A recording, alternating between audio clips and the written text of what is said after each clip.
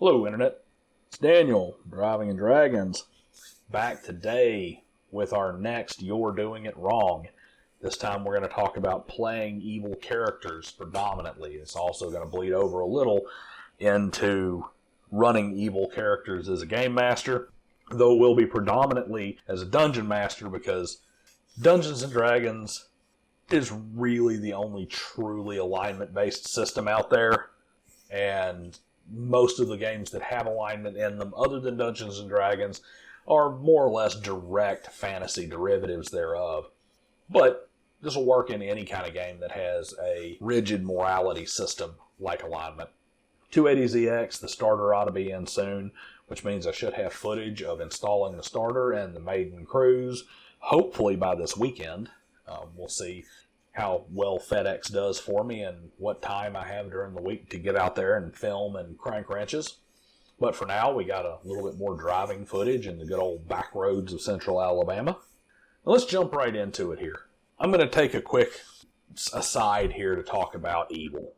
Anytime you're talking about alignment mechanically within a game, and everybody who has followed this channel knows that alignment is my favorite soapbox, it is my favorite whipping post, it is my favorite tirade to go off on.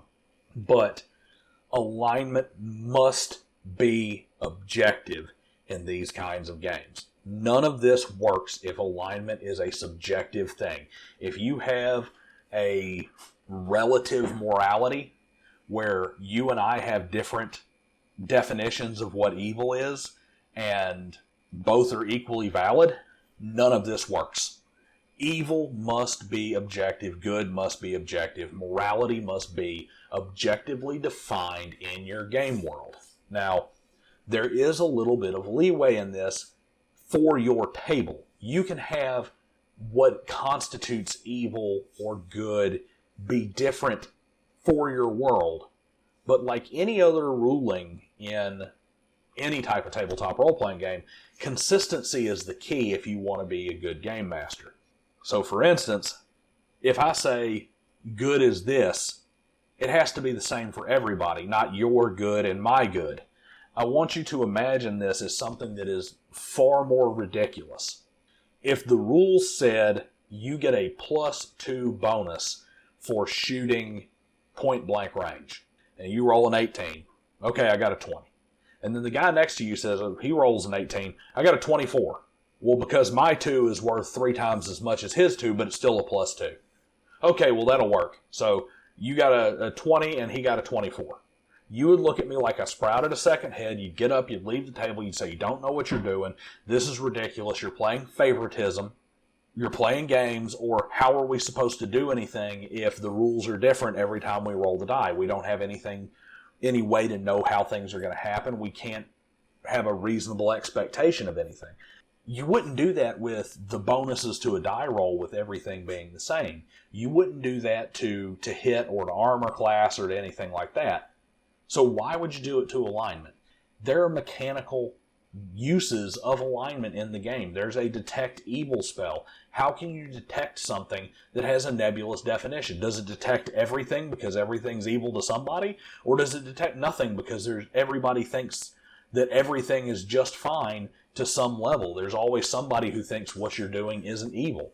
Does detect evil only work if I think I'm evil? Or does it only detect evil if you think I'm evil? Does it only detect evil if my particular deity thinks it's evil? No, there has to be some objectivity to it, otherwise it doesn't work. And the most clear, reductive definition of good versus evil in fantasy tabletop role-playing games is this. Evil is ultimately selfish and self-centered. Good is ultimately selfless and focused on others. And intent does matter to a certain degree. Now, that's one of the places where people get it wrong on a regular basis, is results. The intended result is not what matters. The intent of the action is what matters. So, for instance, an example used in the third edition book of Vile Darkness, they talk about a paladin climbing up a hill of loose rocks. If the paladin runs up the hill of loose rocks to get away from an enemy, and it causes a landslide that kills a bunch of commoners, is it evil? No. because the paladin didn't realize that could happen. There was no intent to put those people in danger.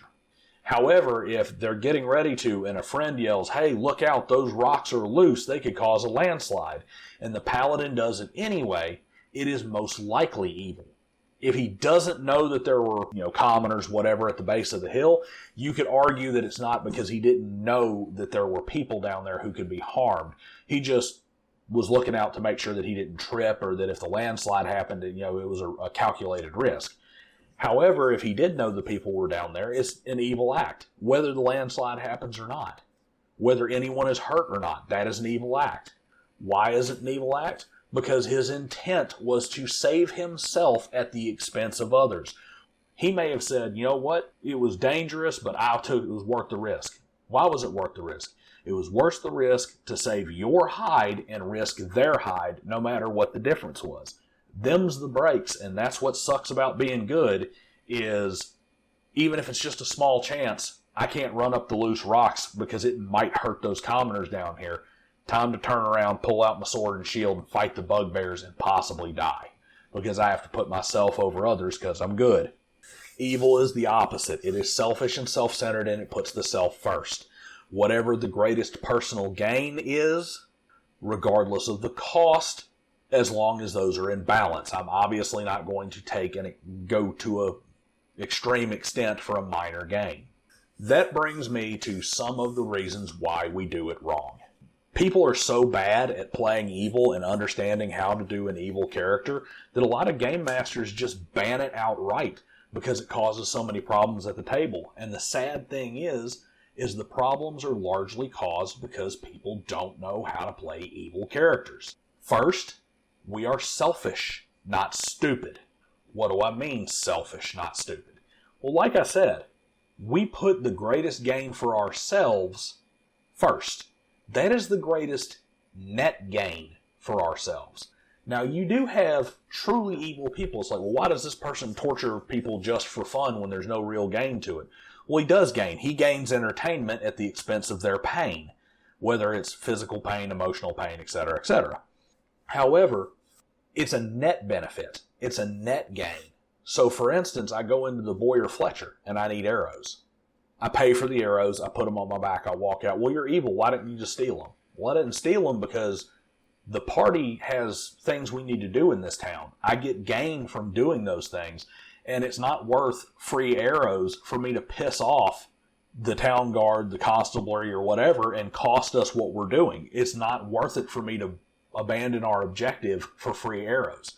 Same thing. I'm not going to kill the shopkeep to get some free arrows when the punishment for killing the shopkeep is not worth the free arrows. That is stupid, not selfish, because the juice ain't worth the squeeze. So when you're playing evil and you're thinking about this, don't fall into the trap of, man, I'm evil, I should just steal this, when that doesn't make sense from a character perspective. There is a little caveat here. You have to talk about the type of evil you're playing.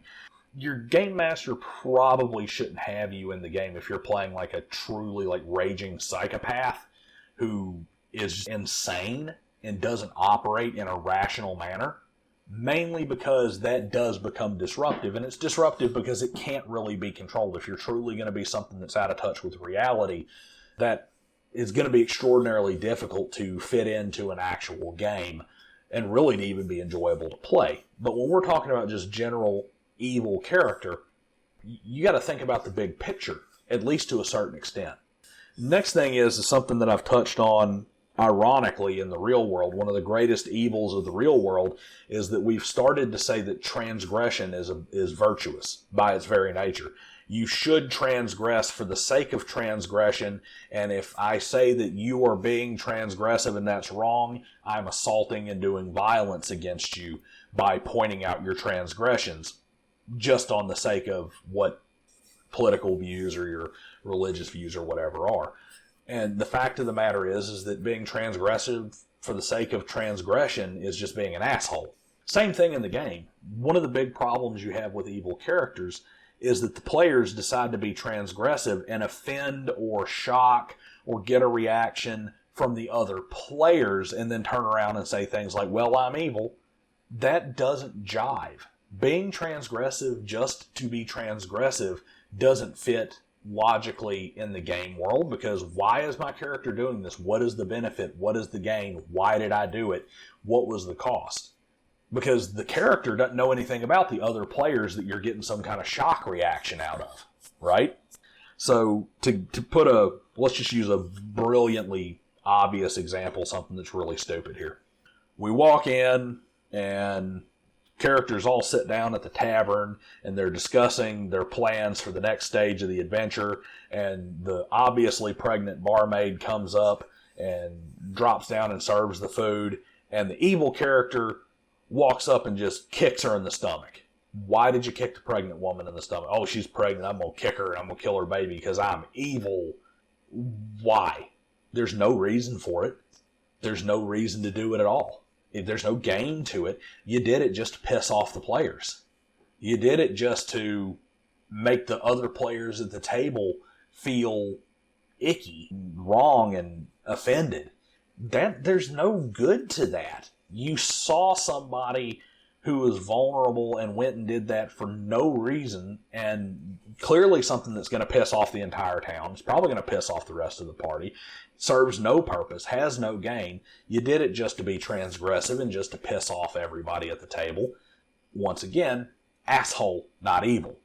So you don't just go do transgressive things and say, ha ha ha, I'm so evil. You prove you're evil by being selfish and putting yourself first throughout the game, not in your big decisions, but in your small decisions, in your little decisions. The drinking the healing potion for yourself instead of giving it to your more heavily injured teammate, or instead of casting a buff or casting heal on the fighter y'all got ambushed, the fighter got injured, instead of casting heal on him, I'm going to cast shield on myself. I'm going to put mage armor on me. I'm going to take care of myself before I help anybody else. It's those little things where you show you're evil. Putting yourself above the party in those kind of situations, not simply being transgressive and a jerk in town. Which kind of leads me to the next thing, which is being an evil and having an evil character is not an excuse for making shitty decisions and having bad behavior. If you have two options, and one is to do something evil and wrong and morally corrupt, and the other one is to do something regular or even something good, but the net gain is basically the same, the evil character is probably just going to do the normal thing. Why? Because it's easier. And because he doesn't really get anything out of the evil act. It doesn't make his life easier. It doesn't help anybody else. It doesn't impress anyone else. I mean, if anything, an evil character may do stuff that we would normally call good for evil reasons, going back to the intent discussion. You have a poor child who's starving, and normally the evil character is just going to go right past him. He didn't care about that. He's not going to do something to help that character. Heck, if that boy has like two pennies, he may steal the pennies because he wants the money. Even though it harms the little boy, if he thinks he can get away with it, cheat him out of his money. But if he happens to be, let's say we're all walking back and we're with the Baron's son who had snuck out to try and see how things are different in the kingdom, and you're going back with him and you're trying to impress him, maybe you give him a free, some whey bread for free, or you give him a meal or throw him some coin. Well, why would the evil character show this act of charity? Well, because he's trying to impress the Baron's son so that he can get something out of him later. He's doing a quote-unquote good act for a selfish and evil reason. Not because he cares about the kid, but because he cares about what he can possibly get out of this Baron's kid himself. What he's not going to do is walk over and kick the kid's change bowl over for his own amusement while he's with this guy who's clearly going to be pissed off about it and might make his life difficult later. That's a stupid decision. I'm not going to get a few laughs at the expense of this poor orphan child if I'm sitting here with the Baron's son who's trying to find out about the world, and I'm going to piss him off and he's going to remember that when I need a favor when we get back to the castle or whatever. That's stupid. So you're evil, you're selfish. It's not an excuse to just make shitty decisions as a player or to have just poor behavior in and out of character. The last little piece I'm going to say about being evil and playing evil is you have to remember that your character is still, for lack of a better expression, human. You still have human emotions. You still form human bonds. You still have human relationships in the game. And these are the kind of things that help keep the party together, working together. I'll use for instance, that's a pretty easy example here. You have a bard in the party, and you're evil. Well, bard goes into the tavern, and he puts on a show. And some guy gets drunk and dumps beer inside of his guitar and messes up his set. And then it kind of turns into a row, and he's a real jackass about it. What are good players going to do? Good players are going to try and get the guy some help, kind of clean things up, make nice of it, move on about their business. Neutral characters might be a bit of a row, fight, whatever. It's fine. But I'm an evil character, and you just messed up my friend's set. You disrespected my friend. I don't tolerate that kind of disrespect. So later that night, I kick in the room to your door, and I beat the hell out of you in your bed, and I kill you. Or I drag you out in the street and slap you around, and I take your money, and then I go give it to my friend. And the bard might be like, dude, what the hell? You can just beat people up. I mean, it's like, it wasn't that big a deal. He spilled some beer. He was a little drunk. There was a little bit of a fight. It was a misunderstanding. You didn't need to cut the guy's throat and steal his money. You didn't need to break both of his legs and beat him over the head with a ale tankard for 4 hours. You didn't need to break into his house and tear his kitchen up and terrify him in front of his children. That was an evil act, but it was an evil act done because of the emotional connection and relationship you have with this other character. You are selfishly putting your need for vengeance, your need to get your friend's respect back, and your need to protect your friend ahead of really what's rational and what is good for good for others. You're hurting others just to send a message about messing with your friends, which is inherently selfish and is inherently evil. So that's what I've got. Tell me what you think below. Like, share, subscribe, bell icon, all that fun jazz. Tell some people to come out here and check out the content. And I'll see you guys next time.